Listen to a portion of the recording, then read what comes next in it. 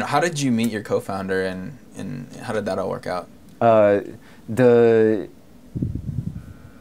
first company I had, I met my co-founder through the university actually, and in Graph Lab, my co-founders are also from the university. Okay. So, the university is this place where a lot of ideas get tested out and incubated in some way, and maybe they get paid by, the taxpayers.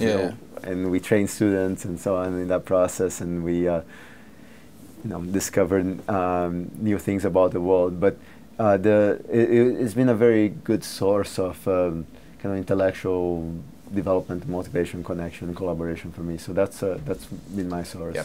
And what would be your advice on if, let's say an individual, maybe they're non-technical, actually it doesn't really matter, they're technical or non-technical, but they have an idea or they want to start something and they can't necessarily find a partner, or they're having trouble finding a co-founder.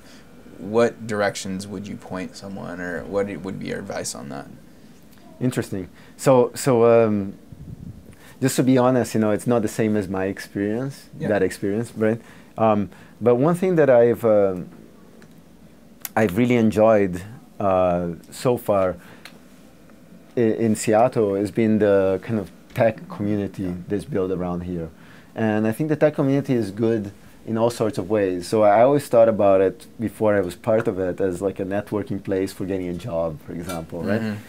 But it is a great place to validate ideas, to get new ideas, to have a beer with somebody in chat. And I think the interesting thing about technology is that technologists tend to be people who are maybe more introvert. And by becoming an entrepreneur, you have to find that extrovert side in yourself.